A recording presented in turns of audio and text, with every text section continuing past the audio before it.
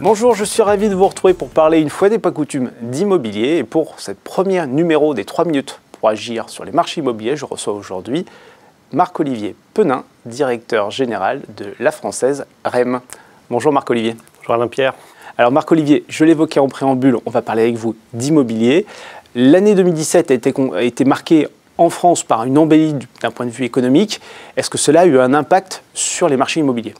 Alors oui, ça a eu un impact. On a un retour de confiance des entrepreneurs en France qui se traduit par leur souhait de prendre des décisions et de prendre à bail des surfaces importantes. On a notamment un retour des surfaces transactées de plus de 5000 m² de façon assez significative. Bon, là, donc là, la conséquence de tout ça, c'est qu'on voit des taux d'occupation notamment dans les zones les plus recherchées. Alors Paris intramuros est quasiment plein, on parle d'un taux d'occupation de 97%, mais c'est aussi la même chose dans des marchés comme Lille ou Lyon pour rester en France, ou sur des marchés de capitale régionale allemande, Berlin, Munich, qu'on a également investi avec nos SCPI. Dans ce contexte, est-ce que vous jugez qu'il est encore temps de s'intéresser au marché de l'immobilier en 2018?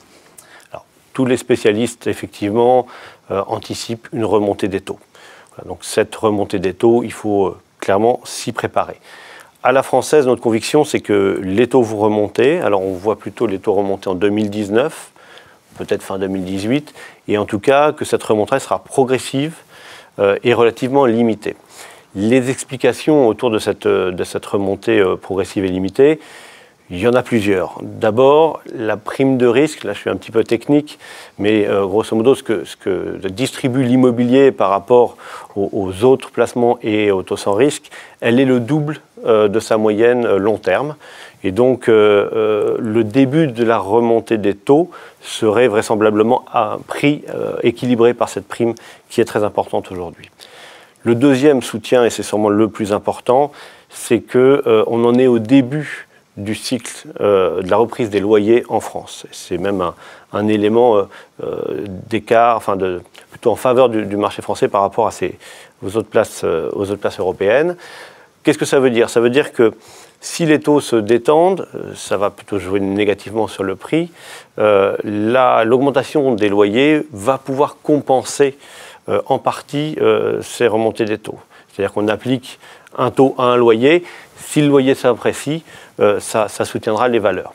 Voilà. Donc ça, c'est le deuxième élément.